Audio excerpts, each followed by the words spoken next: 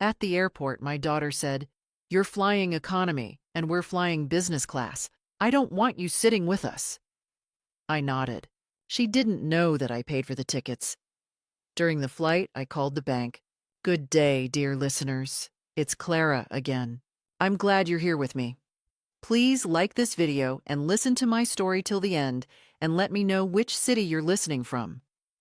That way I can see how far my story has traveled. I used to believe that family was everything. For 68 years, I had built my life around that single truth.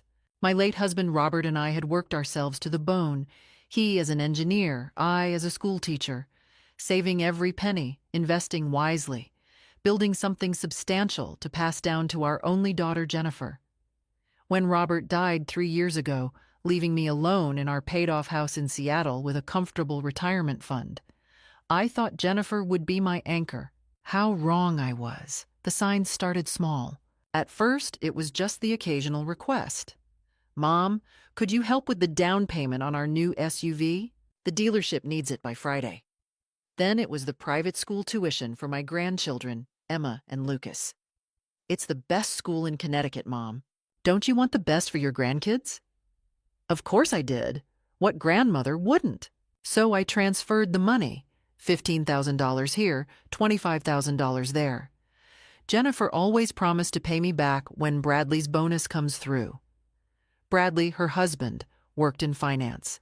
Surely they could afford these things themselves. But the bonus never seemed to materialize.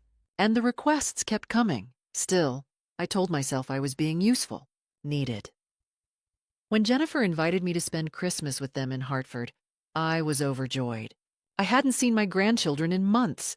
I immediately booked my flight, economy class, as always. I'd never been one for frivolous spending. That's when Jennifer called back. "Actually, Mom, we're all flying out to Aspen for the holidays. Bradley booked us a chalet. You should come. I'll text you the flight details." The flight details arrived. December 23rd, Seattle to Aspen. When I looked up the ticket price, my hands trembled. $1,847 for economy. But this was Christmas with my family. I clicked purchase without hesitation. 2 weeks later, I stood in SeaTac Airport, pulling my modest carry-on toward the gate, searching the crowd for Jennifer's perfectly highlighted hair. I spotted her near the premium check-in counter, designer luggage at her feet, Bradley scrolling through his phone beside her. Emma and Lucas were engrossed in their tablets. "Jennifer!" I called out, waving. She turned, her smile tightening when she saw me. She whispered something to Bradley, then walked over. "Mom, you're here." "Of course I'm here. I'm so excited for—" "Listen," she interrupted, her voice dropping low. "There's been a situation with the seating. Bradley's company only comped 3 business class tickets. We tried to get you upgraded, but—" She shrugged, as if the universe itself had conspired against me. My stomach dropped.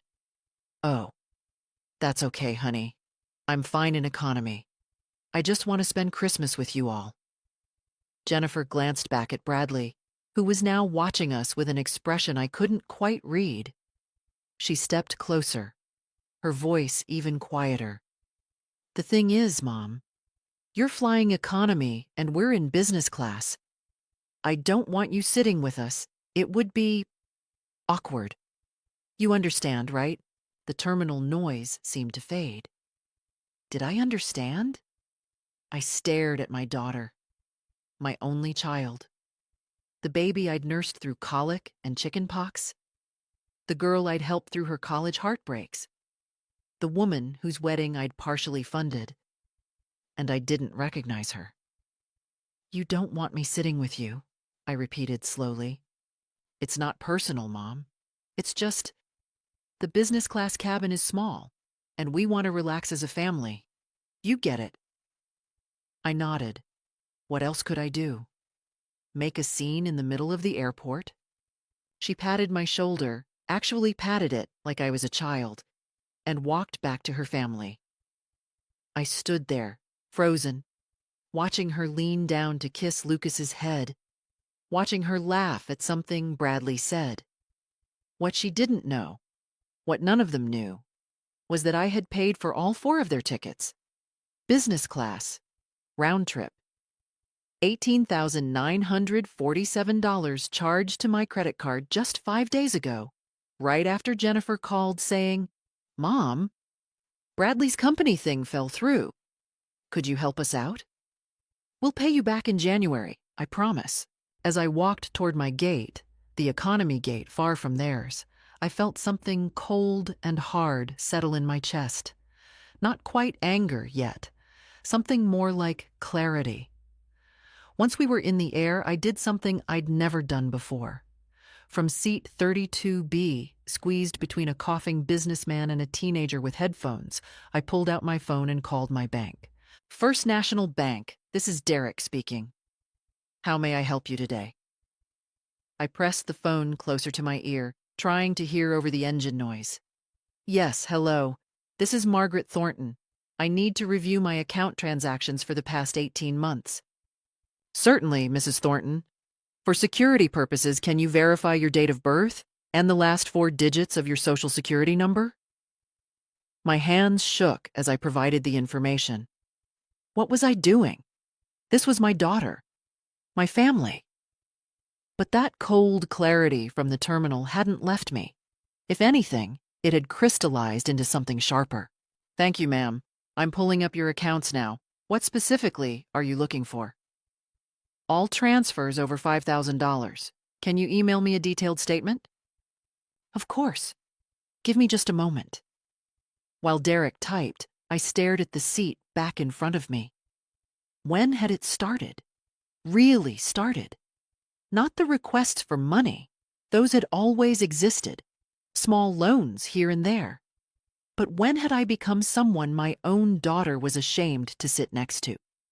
Mrs. Thornton, I'm showing quite a few large transfers. The statement will be comprehensive.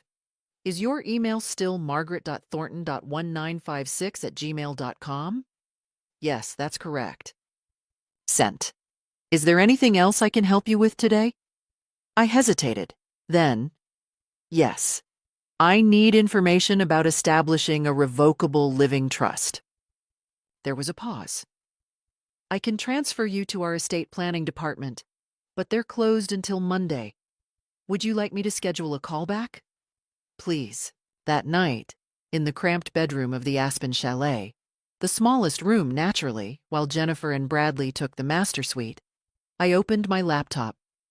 The bank statement loaded slowly on the spotty Wi-Fi. My breath caught. $187,450.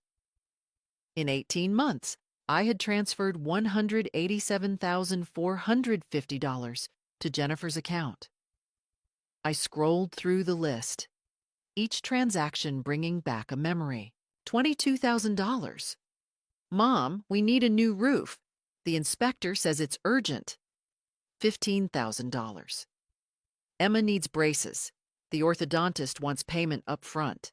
$8,500. Lucas made the travel soccer team. Equipment and fees are due. $35,000. We're finally redoing the kitchen. You'll love it when you visit. And the recent one, $18,947 for these very plane tickets. I opened a new browser tab and checked Jennifer's Facebook page, the one she rarely posted on, but occasionally let slip through her privacy settings. There was a photo from 2 weeks ago. Jennifer and Bradley at some charity gala, her in a dress I recognized from a Neiman Marcus catalog. $3,400. I'd seen it when we went shopping together last spring. Another photo, the family in front of a new Mercedes SUV. Finally upgraded, the caption read. 12 people had commented congratulations. I kept scrolling. The kitchen remodel she'd needed my $35,000 for. It looked like something from Architectural Digest. Wolf range, marble countertops, custom cabinetry. They weren't struggling. They were thriving on my money. I closed the laptop and sat in the darkness, listening to the muffled sounds of my family laughing downstairs. They were playing some board game. No one had knocked on my door to invite me. The fear came then, not of losing my money, that was already gone, but of what came next. If I confronted Jennifer, would I lose her entirely? Would I ever see my grandchildren again? Emma was only 10, Lucas 8. They barely knew me as it was. But then I thought of that moment in the airport. I don't want you sitting with us. Something hardened in my chest. I opened my laptop again and started a new document. Financial transfers, Jennifer Bradley Morrison.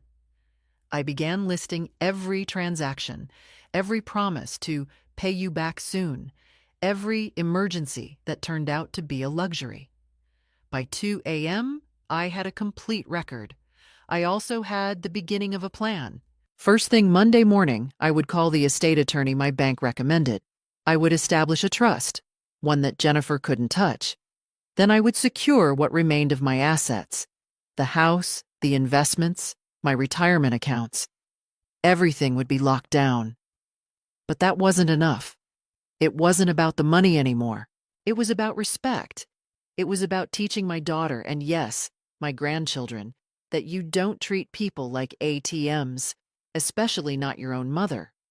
I would need documentation, evidence, not just for myself, but potentially for what? Legal action? The thought made me nauseous, but I pushed through it. I pulled up my email and started a new folder. Jennifer, Records. Every email where she'd asked for money, every text message, every voicemail, I would save it all. As dawn broke over the Aspen Mountains, I heard footsteps in the hallway. A soft knock. Grandma? It was Lucas's voice. Are you awake? Mom says breakfast is ready. I took a breath and opened the door, smiling at my grandson. I'll be right down, sweetie. He grinned and ran off. I could do this. I would do this. But first, I had to get through Christmas.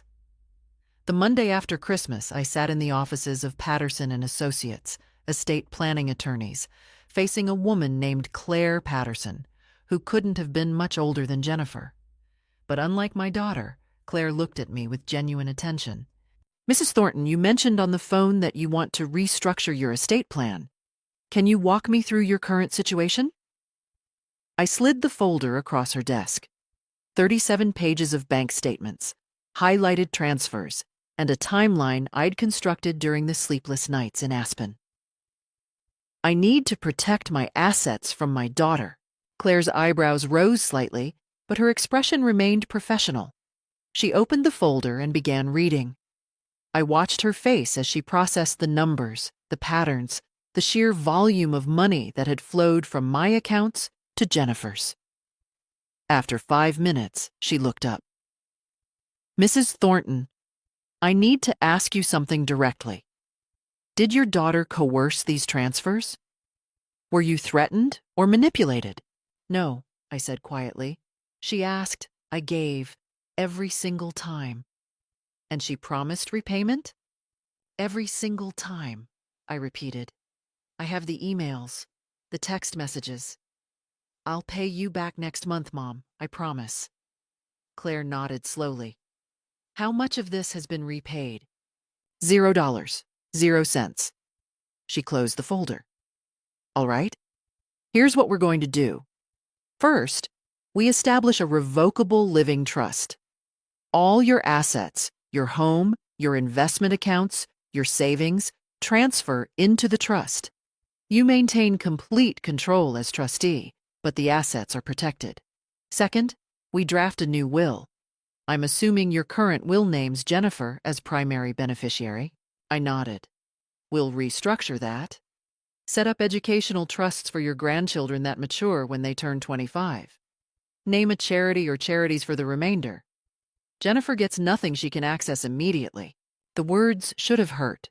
Instead, they felt like relief. How long will this take? The trust can be established within 2 weeks. The will revision immediately after. But Mrs. Thornton, Claire leaned forward. Once you do this, your daughter will likely find out. If she's monitoring your accounts, if she's named on anything, There will be notifications. Are you prepared for that confrontation?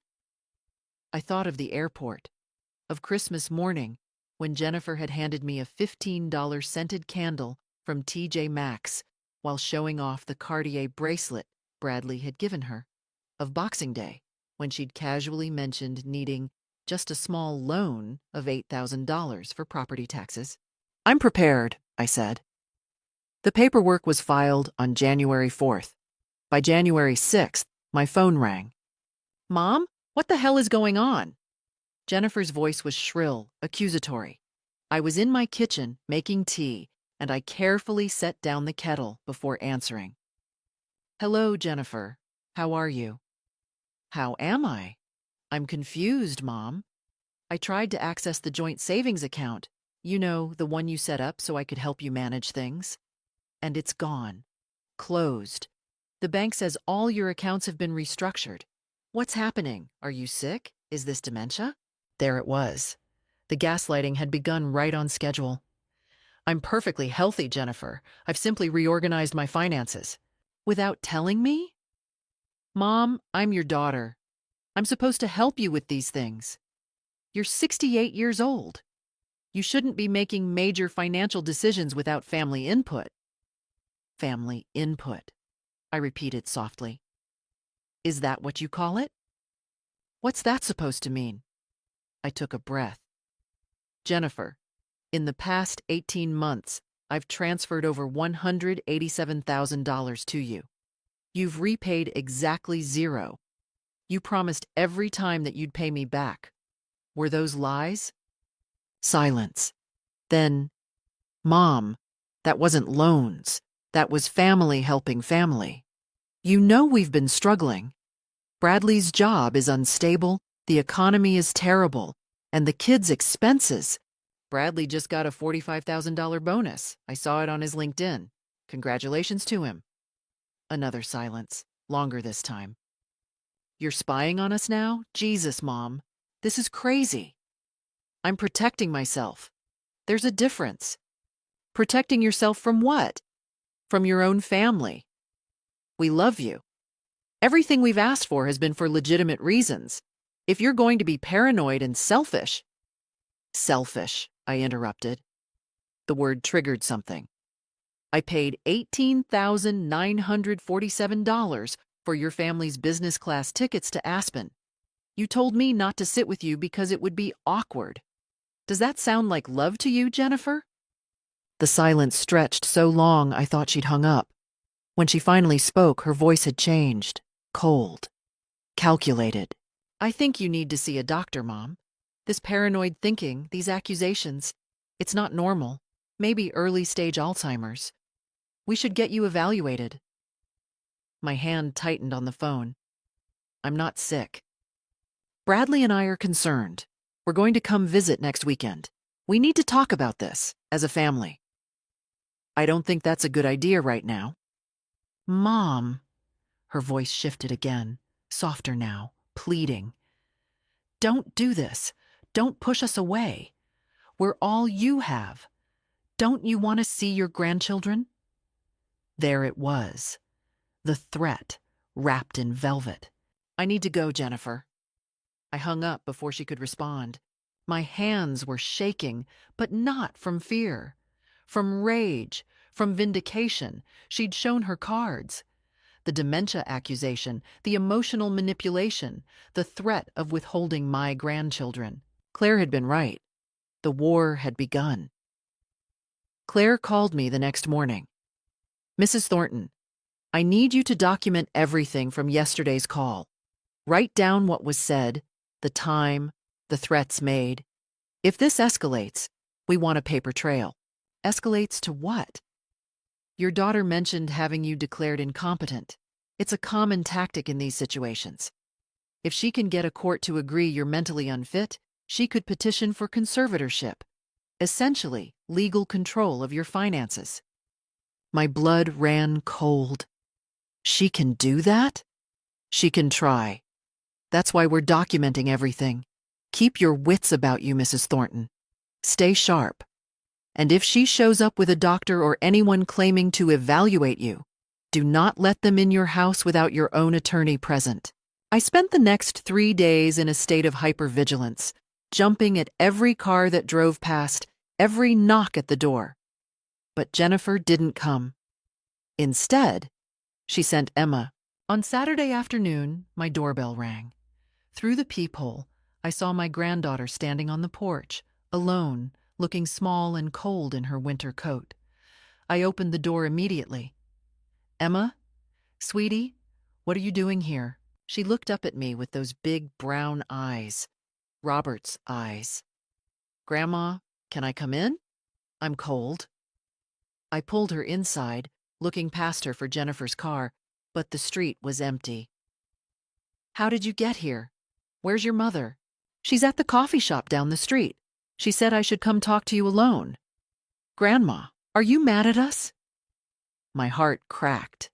I led her to the couch, wrapped a blanket around her shoulders. "No, sweetheart, I'm not mad at you." "But you're mad at Mom. She's been crying. She says you don't love us anymore because you took away all your money." I closed my eyes. Of course. Send the child to deliver the guilt. "Emma, your mom and I are having a disagreement. An adult disagreement. It has nothing to do with you or Lucas. I love you both very much." "Then why won't you help us anymore? Mom says we might lose our house. She says we can't afford things because you're being mean." "Emma, she says you're sick, that you're forgetting things and getting confused.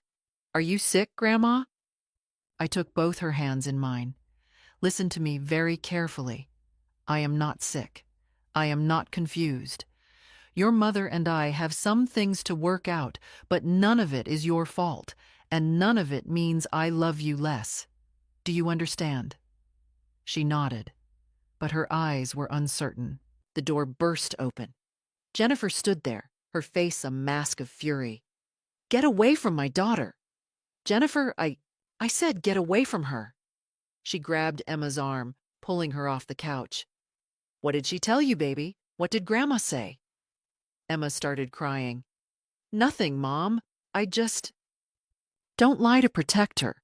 Did she say bad things about me?" "Jennifer, stop it. You're scaring her." Jennifer whirled on me. "I'm scaring her? You're the one tearing this family apart. You're the one choosing money over your own grandchildren." "I'm choosing to protect myself from being exploited." "Exploited?"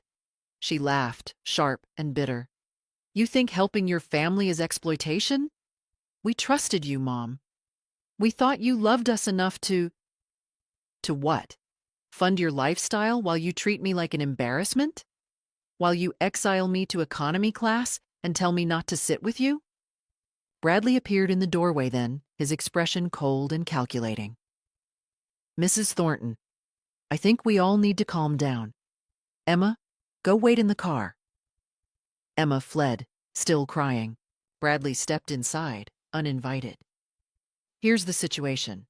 Jennifer tells me you've made some concerning financial decisions lately.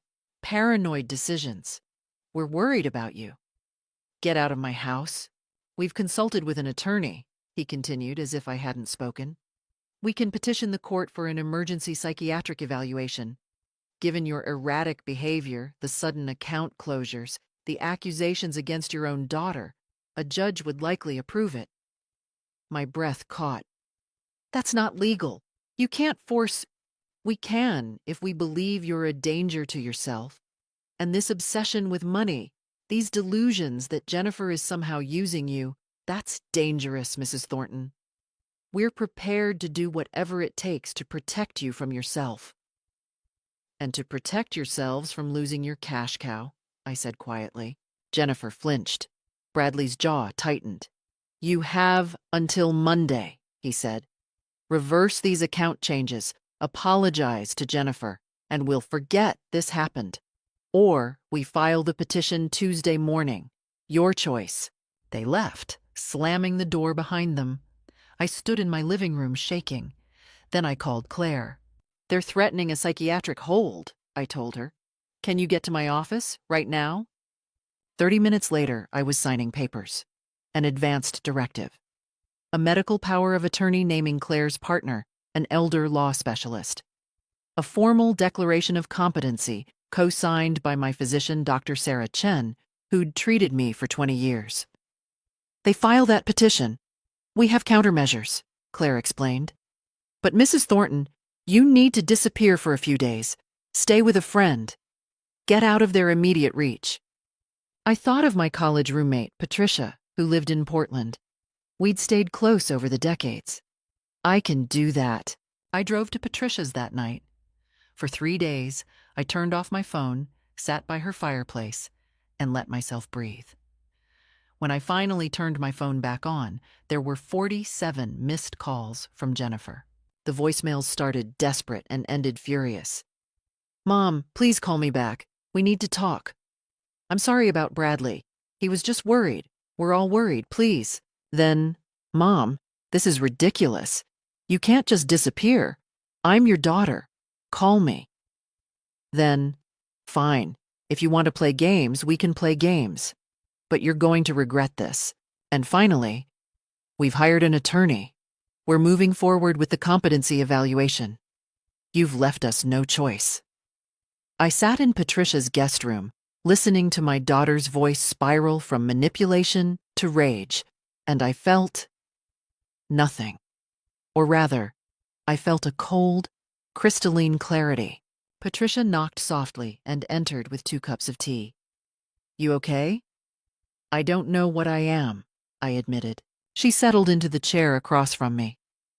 Patricia had been a family law attorney before retiring, sharp and pragmatic. We'd met at University of Washington in 1975, bonded over late-night study sessions and a shared intolerance for bullshit.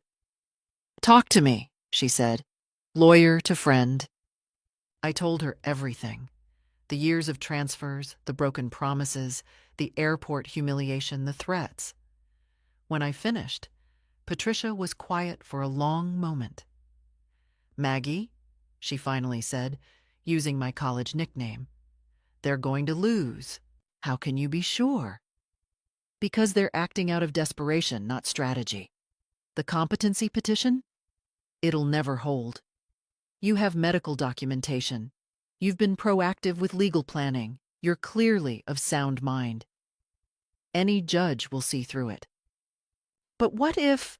No what ifs. Listen to me. She leaned forward, her expression fierce. I've seen hundreds of these cases. Adult children who view their parents as retirement accounts. You know what they all have in common? They count on their parents being too ashamed, too guilty, too afraid of losing family connections to fight back. They weaponize love. The words hit like a physical blow because they were true. You're doing the right thing, Patricia continued. You're setting boundaries. You're protecting yourself. And yes, it hurts. But Jennifer made her choices. She chose to exploit you. She chose to humiliate you. She chose to threaten you. Those are her choices, not yours. My phone buzzed, a text from Jennifer. Mom, please, can we just talk? I miss you. The kids miss you. We can work this out. I showed Patricia.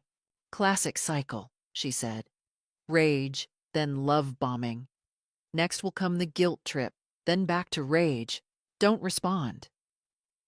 But Emma is being used as a pawn. The kindest thing you can do for those children is show them that actions have consequences, that you can't treat people like ATMs and expect unconditional love in return. Over the next 2 days, Jennifer's texts continued, each one a carefully calibrated attempt at manipulation. Bradley apologizes for what he said. He was just stressed about work. Emma made you a card at school. She misses her grandma. I know I've made mistakes, but we're family. Doesn't that mean anything to you? You're really going to throw away your relationship with your grandchildren over money? That last one almost broke me. But then I remembered Claire's words. Document everything. I forwarded each message to my attorney. On day 4, the tone shifted again. Fine. If this is how you want it, we won't bother you anymore. I hope you enjoy your money more than you would have enjoyed your family. Then, an hour later, our attorney says the court date is set for February 15th. See you there. I called Claire immediately. They filed? I asked. They did. Petition for emergency psychiatric evaluation and temporary conservatorship. It's garbage, Mrs. Thornton. Completely without merit. But we need to be prepared. What do I need to do? Come back to Seattle. We'll schedule a comprehensive evaluation with a neuropsychologist of our choosing. Dr. Marcus Webb, he's the best in the state. We'll have documentation showing full cognitive capacity. We'll prepare our counterfiling. And Mrs. Thornton? Yes? They just made this a matter of public record, which means we can now subpoena their financial records. We can show the court exactly what they've been doing. Something sparked in my chest. Not quite hope. Something sharper. Do it. I returned to Seattle the next day. Patricia came with me, insisting on staying, as long as you need me. The neuropsych evaluation took 4 hours. Dr. Webb tested my memory, cognitive function, decision-making capacity, and emotional stability. At the end, he smiled. Mrs. Thornton, you're sharper than most 40-year-olds I evaluate. I'll have the formal report ready in 3 days, but I can tell you now, there's absolutely no indication of impairment. Your daughter's petition is frivolous. That evening, Patricia made dinner while I sat at my kitchen table with Claire's paralegal, signing authorization forms for financial subpoenas. We're requesting 3 years of bank records for Jennifer and Bradley Morrison, the paralegal explained. Credit card statements, loan applications, tax returns, the works. Will they know? Oh, they'll know. They'll get the notice within 48 hours. I signed. That night, for the first time in weeks, I slept soundly. Patricia was in the guest room. Claire had a solid legal strategy, and I had proof of my competency. I wasn't alone anymore, and I wasn't backing down. They arrived on a Sunday morning, 3 weeks before the court date. I was in my garden, pruning the rose bushes Robert had planted years ago, when I heard the car pull up. Patricia was inside making breakfast. I'd seen her glance out the window, then quickly come to the back door. Maggie, Jennifer's here with the whole family. I stood up, brushing dirt from my knees. Through the fence I could see them. Jennifer, Bradley, Emma, and Lucas, all dressed as if for church. Emma was holding a bouquet of flowers. Should I send them away? Patricia asked. I considered. Then, no. Let's see what they want. I walked around to the front of the house, gardening gloves still on. Jennifer's smile was bright and brittle. Mom, you're home. We've been so worried. She nudged Emma forward. Emma has something for you. My granddaughter approached hesitantly, holding out the flowers. We miss you, Grandma. I took the flowers, kissed Emma's forehead. Thank you, sweetheart. These are beautiful. Jennifer beamed. See? We can fix this. Can we come inside? Talk like a family? Every instinct screamed caution, but I also knew Patricia was inside, a witness to whatever came next. All right. They filed into my living room. Bradley took the armchair, Robert's chair, without asking. Jennifer perched on the sofa, pulling the kids close to her like shields. I remained standing, Patricia beside me. Who's this? Jennifer asked, her smile not reaching her eyes. Patricia Coleman, an old friend. She's staying with me for a while. How nice, Jennifer said icily. So, Mom, we wanted to clear the air before this court thing goes any further. It's all just a big misunderstanding, right? Is it? Of course. We're not actually trying to have you declared incompetent. That was just Bradley's attorney being overzealous. We told him to drop it. Bradley leaned forward. Mrs. Thornton, we came here in good faith. We want to resolve this as a family. No lawyers, no courts, just us. What exactly are you proposing? I asked. Jennifer's voice took on a rehearsed quality. Well, first, we'd like you to drop the financial restructuring. Put things back the way they were. Then we all agree to forget this ugliness and move forward. The kids miss their grandma. I miss my mom. Don't you miss us? And the money I've already given you? She waved a hand dismissively. Water under the bridge. Family doesn't keep score like that. So you're not planning to repay any of the $187,000? Bradley's expression hardened. That was family assistance, not loans. You gave freely. If you're now trying to claim it was loans, that's a conversation we can have with our attorney. Your attorney who's pushing for conservatorship? Patricia interjected quietly. Jennifer shot her a venomous look. This is a family matter.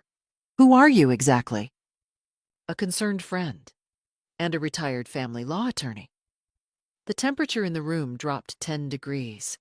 Jennifer turned back to me, her voice rising. Mom, are you seriously letting some stranger poison you against your own family? Patricia is hardly a stranger. We've been friends for 50 years. And we're your blood, your daughter, your grandchildren. Jennifer's mask was slipping now. After everything we've done for you. What exactly have you done for me, Jennifer? She blinked, momentarily thrown. What? I'm asking genuinely. What have you done for me? In the past 5 years, what have you contributed to my life besides requests for money? That's not fair. We invite you to holidays, where I pay for the plane tickets and am told not to sit with you. Bradley stood abruptly. All right, enough. Here's the reality, Mrs. Thornton. You have a choice. Drop this nonsense, restore access to your accounts, and we can be a family again. Or continue down this path, and you'll never see Emma and Lucas again. Your choice. The threat hung in the air. Emma started crying. Daddy, don't! Lucas, Emma, go wait in the car, Bradley commanded. Jennifer hesitated, then shepherded the children out. When the door closed behind them, Bradley's polite facade evaporated entirely. You're making a massive mistake, he said coldly. We've documented your erratic behavior, the paranoia, the sudden distrust of family. Any judge will see you're not fit to manage your own affairs. Your documentation won't stand up in court, Patricia said calmly. We have actual medical evaluations. What do you have? Hearsay and financial motivation? Bradley's jaw clenched. Jennifer came back inside, her eyes red. Mom, please, she whispered. Please don't do this. I'm begging you. Think of the kids. Think of our family. Is money really worth destroying everything? I looked at my daughter. Really looked at her. When had she become this person?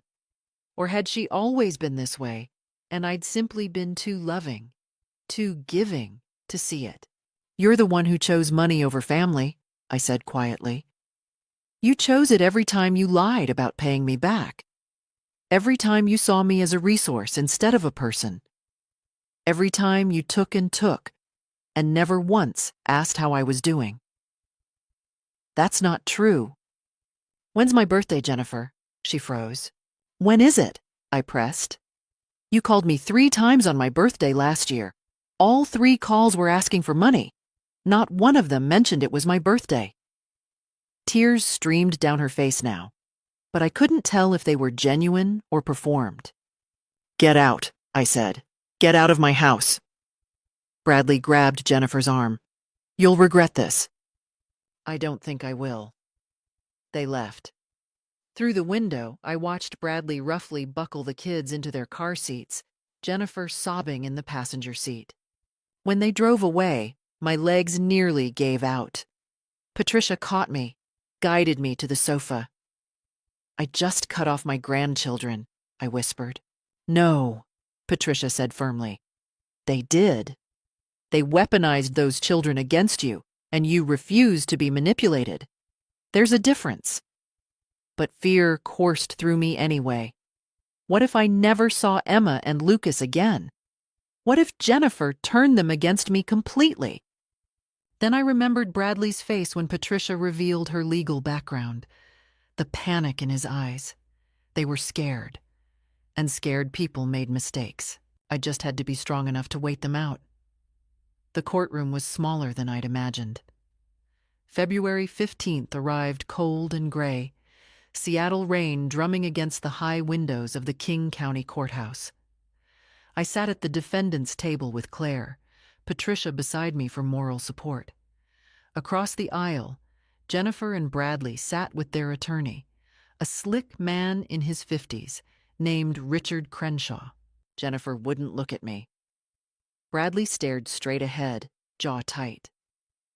Judge Andrea Martinez entered, a woman in her early 60s with steel gray hair and sharp eyes. Please be seated. We're here for the matter of Morrison versus Thornton, petition for emergency psychiatric evaluation and conservatorship. Mr. Crenshaw, you may proceed. Crenshaw stood, all false concern and polished rhetoric. Your Honor, we're here today out of deep concern for Mrs. Margaret Thornton, a 68-year-old widow who has recently exhibited alarming behavior, suggesting cognitive decline and possible elder financial exploitation of herself, by herself. I felt Claire tense beside me, but she didn't interrupt. Mrs. Thornton has, without warning or explanation, closed joint accounts with her daughter, restructured her entire estate, made wild accusations against her own family, and demonstrated paranoid delusions about being exploited. Her daughter, Ms. Morrison, has attempted repeatedly to help her mother, only to be met with hostility and irrational behavior. He called Jennifer to the stand first. She took the oath, dabbing at her eyes with a tissue. Her testimony was a masterclass in manipulation. My mother has always been so generous, Jennifer said, her voice breaking. After my father died, I worried about her being alone. I tried to stay close, to help with her finances, to make sure she was okay. But lately, she's been different. Paranoid, accusatory. She claims I've stolen from her, but I've never taken anything. She gave freely because she loved us. Now she's turned against us, and I'm terrified she's not mentally competent to understand what she's doing. Can you give examples of this erratic behavior? Crenshaw prompted. She disappeared for days without telling anyone where she was. She's made allegations that we threatened her, which never happened. She's cut us off completely, won't let us see her, won't talk to us. It's like she's a different person. Crenshaw nodded sympathetically. And you believe this warrants a competency evaluation? I do. I love my mother. I just want to make sure she's protected. When Claire stood for cross-examination, the temperature in the room shifted. Ms. Morrison, you testified that your mother gave freely. Is it true that on December 18th, 2025, she transferred $18,947 to your account? Yes, for family plane tickets. And did you promise to repay her? Jennifer hesitated. It was a gift for the holidays. Claire pulled out a document. I have an email here from you, dated December 17th. Would you like me to read it? Mom, Bradley's company thing fell through. Could you help us out? We'll pay you back in January, I promise. Jennifer's face paled. That sounds like a loan, not a gift. Did you pay her back in January? We haven't had the chance yet. I see. And the $35,000 in March 2024 for your kitchen remodel? The email says, we'll pay you back when Bradley's bonus comes. Did you? No, but the $22,000 in July for an urgent roof repair? The $15,000 for braces? The $8,500 for soccer equipment? According to bank records, you've received $187,450 from your mother in 18 months. How much have you repaid? Silence. Ms. Morrison, how much have you repaid? None, she whispered. I'm sorry, could you speak up for the court? None. Jennifer's voice cracked. But that doesn't mean I stole from her. She wanted to help us. Claire's expression was ice. Did she want you to tell her not to sit with you on the plane? The plane she paid for? Crenshaw shot to his feet. Objection! Relevance! Your Honor, Claire said calmly, this goes to motive. Ms. Morrison has portrayed herself as a concerned daughter. I'm establishing a pattern of financial exploitation and emotional abuse. I'll allow it. Answer the question, Ms. Morrison. Jennifer's eyes darted to Bradley. There was limited space in business class. It wasn't personal. You told your mother, and I quote from her testimony, I don't want you sitting with us. It would be awkward. Is that accurate? Jennifer crumbled then, tears flowing freely. I don't know, maybe. I was stressed. No further questions. Bradley was next. His testimony was more controlled, but Claire had ammunition. Mr. Morrison, what is your annual income? Around $285,000. And your wife doesn't work? She's a stay-at-home mother. So on nearly $300,000 a year, you needed Mrs. Thornton's help with property taxes? With your children's braces? With plane tickets? Seattle is expensive. Your mortgage is $3,200 a month. Your car payments total $1,100. According to the financial records we subpoenaed, you spend approximately $2,500 monthly on restaurants and entertainment. Does that sound like a family in financial distress? Bradley's composure cracked. Our finances are our business. Not when you're claiming your mother-in-law is mentally incompetent while simultaneously extracting nearly $200,000 from her. Mr. Morrison, did you threaten Mrs. Thornton with never seeing her grandchildren again unless she restored your access to her money? I was trying to make her see reason. Yes or no, Mr. Morrison? We were concerned. Your Honor, please instruct the witness to answer. Judge Martinez leaned forward. Answer the question, Mr. Morrison. Bradley's face flushed red. Yes, I said that. But she was being unreasonable. Thank you. No further questions. Claire then presented Dr. Webb's neuropsych evaluation, my physician's testimony, and the financial records showing the systematic extraction of funds. When it was over, Judge Martinez didn't even leave the bench to deliberate. I've heard enough, she said. The petition for conservatorship is denied. Mrs. Thornton is clearly of sound mind and has every right to manage her own finances. Furthermore, I'm deeply troubled by what appears to be a pattern of financial exploitation. Ms. Morrison, Mr. Morrison, you should be ashamed of yourselves. Jennifer sobbed audibly. Bradley sat stone-faced. This court is adjourned.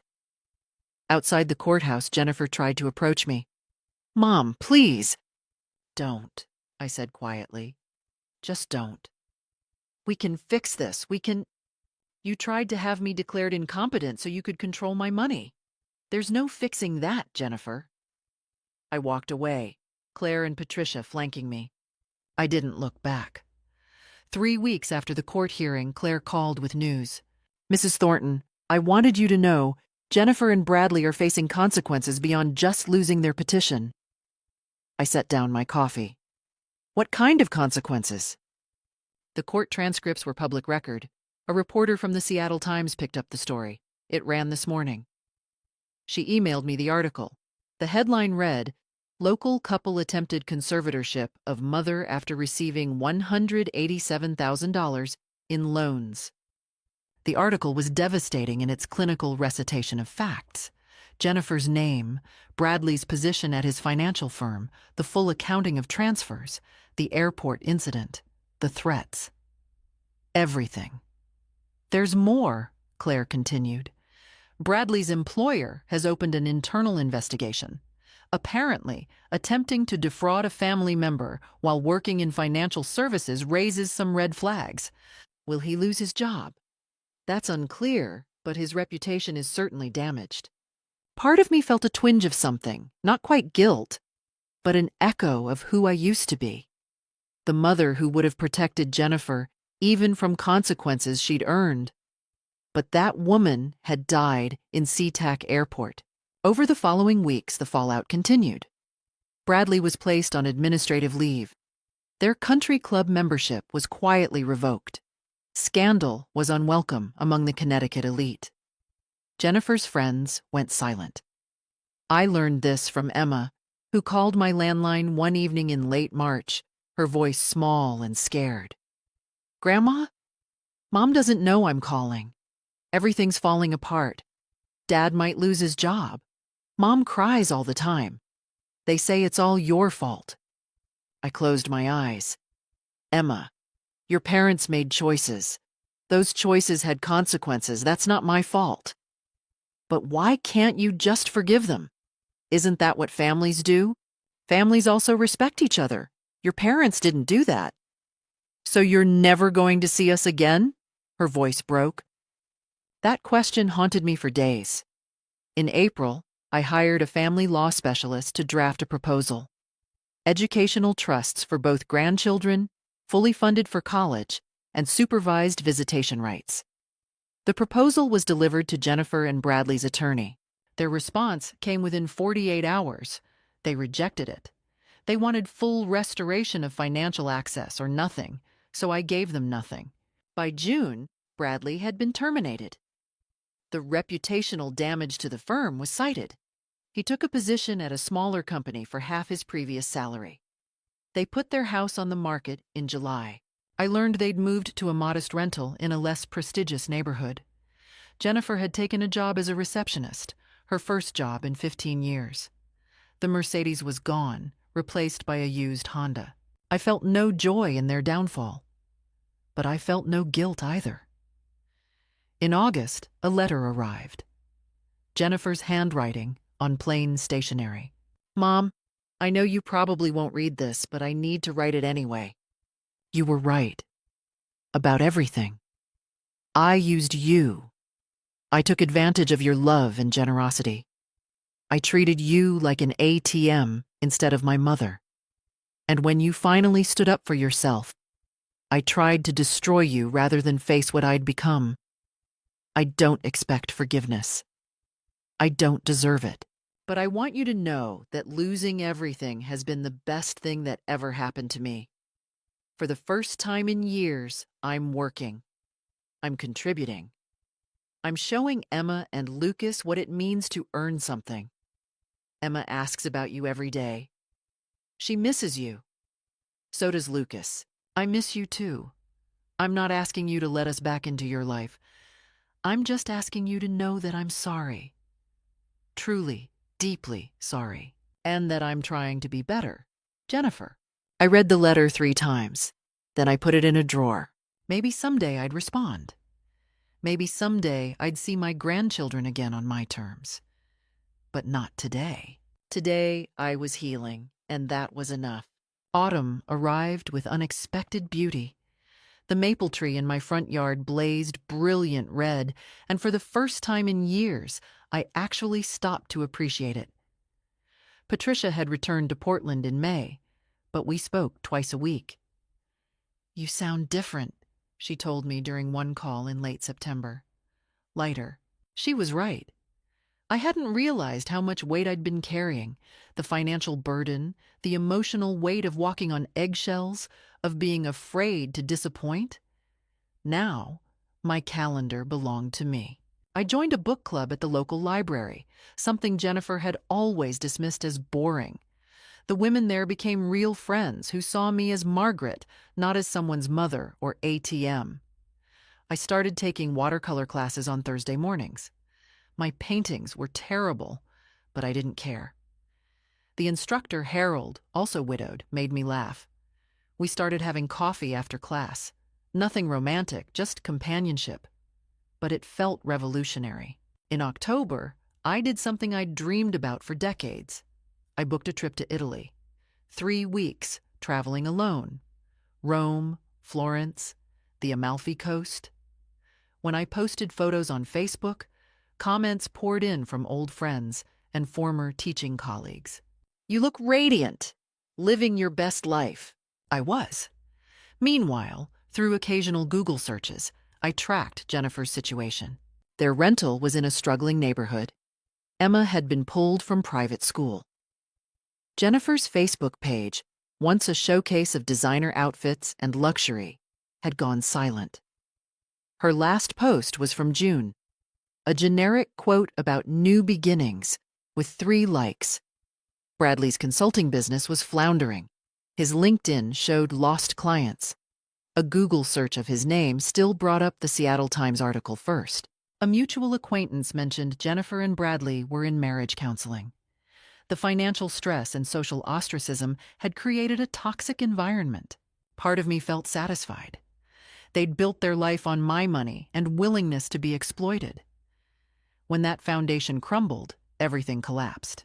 But mostly, I felt free. In November, I received an unexpected visitor. Emma appeared on my doorstep, taller than I remembered, carrying a school backpack. Alone. "Grandma, can I come in?" I pulled her inside immediately. "Emma, does your mother know you're here?" I took the bus. I told her I was going to the library. She looked up at me with Robert's eyes. "I'm 13 now, almost 14, old enough to make my own choices about who I see." My heart swelled. "What do you want, sweetheart?" "I want to know you, not the grandma Mom talked about, the real you. I read the court transcripts online. I know what happened, and I know Mom was wrong." We spent 3 hours together.